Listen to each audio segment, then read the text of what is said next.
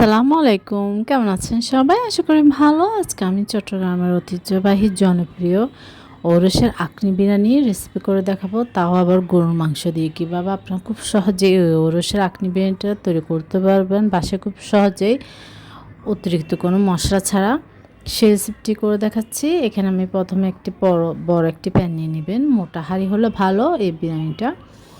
তারপর আমি এখানে পরিমাণ মতো তেল দিয়ে 1 কাপ পরিমাণ পেঁয়াজ কুচি, পেঁয়াজটা একটু ব্রাউন কালার করে ভেজে নেবেন হালকা একটু করে, কারণ আপনার এই পেঁয়াজটা একটু ভেজে নিলে, বেরেস্তা করে নিলে আপনার মাংসের কালারটা খুব সুন্দর আসে। তারপর আমি গোটা গরম মশলা দিয়ে দিয়েছি, এলাচ, দারচিনি, লং, তেজপাতা, পেঁয়াজ বাটা দিয়েছি। আমি এখানে আধা কাপ পরিমাণ আদা রসুন বাটা 2 চা-চামচ করে দিয়েছি। এখানে আমি টমেটোকে একদম পাকা 4টা টমেটোকে আমি পিউরি করে দিয়েছি, কারণ এটা আপনারা চাইলে টমেটো দিতে পারেন, কিন্তু আপনি পিউরি করে দিলে এটা কালারটা খুব সুন্দর আসে। এখানে আমি সরিষা বাটা দিয়েছি 3 চা-চামচ পরিমাণ, বাদাম বাটা দিয়েছি 4 চা-চামচ পরিমাণ। এখানে কাঠবাদাম এবং চীনা বাদাম 2টা আছে, আপনারা অন্য যে কোনো বাদাম দিতে পারেন, কাজু বাদাম বা কাঠবাদাম, একরকম বাদামও কিন্তু আপনারা চাইলে দিতে পারেন, যার কাছে যেমন ভালো লাগে, অ্যাভেলেবেল যেটা থাকে। কিন্তু সব কিছু আপনাদের দিতে হবে।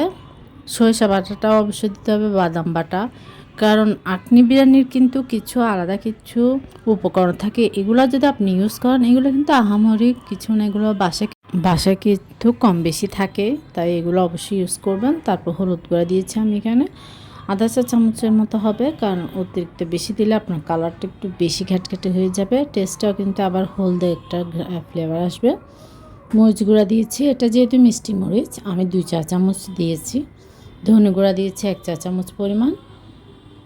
এখানে এটা মিক্স মশলা, ওটা দিয়েছি আমি 1 চা-চামচ পরিমাণ। আসলে সব কিছু আপনার পরিমাপটা আমি কিন্তু এখানে 2 কাপ পরিমাণ চালের রান্না করছি, সেই অনুযায়ী কিন্তু আমি সব কিছু নিয়েছি। আপনারা যদি পরিমাণটা কিন্তু আমি সবসময় বলি, এটা আমি আমার মতো করে করছি। আপনারা যদি আপনাদের পরিমাণটা বেশি হয়, তাহলে কিন্তু আপনারা সব কিছু বাড়িয়ে নেবেন, কিন্তু নিয়মাবলীটা সব কিছু সেম টু সেম হবে। এবার আমি মাংসটা দিয়ে দিলাম। এখানে হাফ কেজির থেকেও বেশি আছে, মানে 1 কেজির থেকে কিছুটা কম। হাড়, চর্বি, মাংস সব কিছু মিলিয়ে কিন্তু অবশ্যই নিতে হবে, তাহলে কিন্তু আপনার বিরিয়ানিটা টেস্ট হয় বেশি। যে কোনো রান্নাতে আপনি সলিড মাংসের সাথে যদি একটু চর্বি, হাড় ইউজ করতে পারেন, তাহলে কিন্তু এটা বেশি টেস্টি হয়।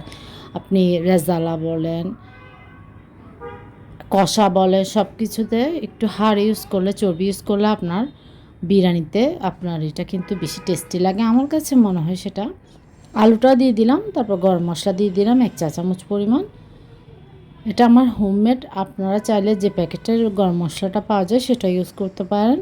সব কিছু আসলে খুব সহজভাবে করছি, যেন সবাই বাসায় খুব সহজে তৈরি করতে পারে, কারণ এটা ভালোভাবে একটু নাড়াচাড়া করে নিতে হবে। আর গরুর মাংসটা সিদ্ধ হতে কিন্তু সময় লাগে, তাই এটা মিডিয়াম টু হাই হিটে রেখে মাংসটা ভালোভাবে সিদ্ধ করে নেবেন।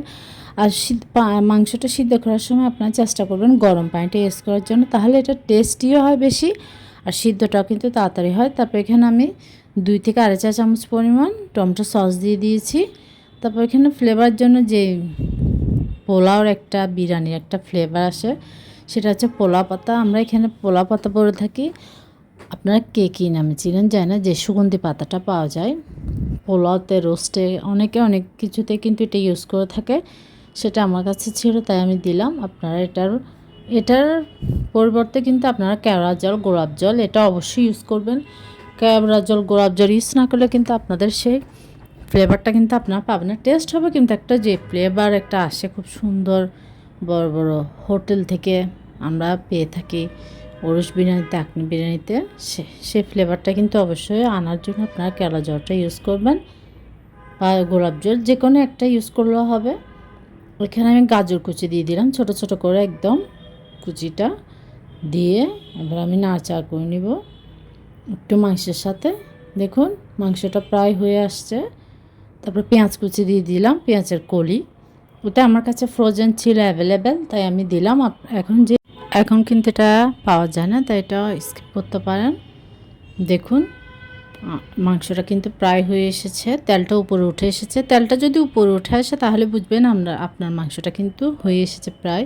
এটা আমি একদম পুরোপুরি কুক করে নিই, কারণ এটা যেহেতু বিরিয়ানি রান্না করব চালটা ইউজ করবো। আর এটা কিন্তু এটা একটা বিশেষত্ব হচ্ছে আখনি বিরিয়ানি, সেটা হচ্ছে এটা মোটা যে সিদ্ধ চাল ওটা দিয়ে কিন্তু করা হয়। এটা আপনি ভাতের চাল, চিকন চাল, পোলাও চাল আপনি এগুলো দিয়ে করবেন না, তাহলে সে টেস্টটা কিন্তু কখনোই পাবেন না, আপনি যেভাবেই রান্না করেন না কেন। কিন্তু আপনার চালটাও কিন্তু পারফেক্ট হতে হবে, এটা অবশ্যই আপনারা মাথায় রাখবেন।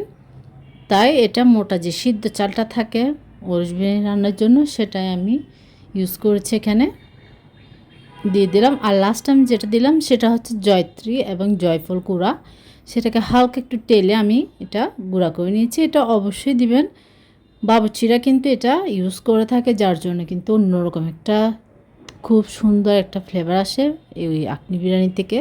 তাই আপনারা লাস্টে জয়ত্রী এবং জয়ফল হালকা একটু তেলে গুঁড়া করে নেবেন, তারপর এটা দিবেন। যেহেতু আমি এখানে 2 কাপ চা নিয়েছি, তার জন্য আমি 4 কাপ পরিমাণ পানি ইউজ করছি, গরম পানি। আর কিন্তু অবশ্যই আপনারা এটা গরম পানি ইউজ করবেন, যে কোনো বিরিয়ানিতে গরম পানি ইউজ করলে কিন্তু আপনার রান্নাটাও সুন্দর হয়, খেতেও কিন্তু বেশ ভালো হয়। ঠান্ডা পানি ইউজ করলে কিন্তু আপনার এটা সিদ্ধ হতেও সময় লাগে, তা আপনার রান্নাটা কিন্তু সুন্দর হয় না।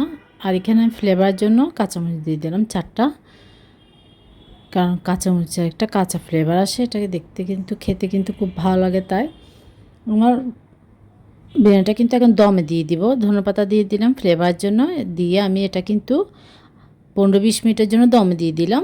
দেখুন এটা কিন্তু একদম ভাপ উঠে গিয়েছে, তখনই বুঝবেন যখন গরম একটা ভাপ উঠে যাবে তখন বুঝে নেবেন আপনার বিরিয়ানিটা একদম পারফেক্টভাবে কুক হয়ে গিয়েছে। মাশাআল্লাহ, দেখে কিন্তু বুঝতে পারছেন কতটা পারফেক্ট হয়েছে, একদম মাখা মাখা একটা আখনি বিরিয়ানি হয়েছে। আপনারা যদি আমার রেসিপিটি A to Z ফলো করে তৈরি করেন, আশা করছি আপনারাও খুব সহজেই বাড়িতে এই আখনি বিরিয়ানিটা, গরুর মাংসের আখনি বিরিয়ানিটা খুব সহজে তৈরি করে নিতে পারবেন। দেখুন আমি পরিবেশনের জন্য নিয়ে নিলাম, মাশাআল্লাহ কতটা সুন্দর হয়েছে, খেতেও কিন্তু অসাধারণ হয়েছে।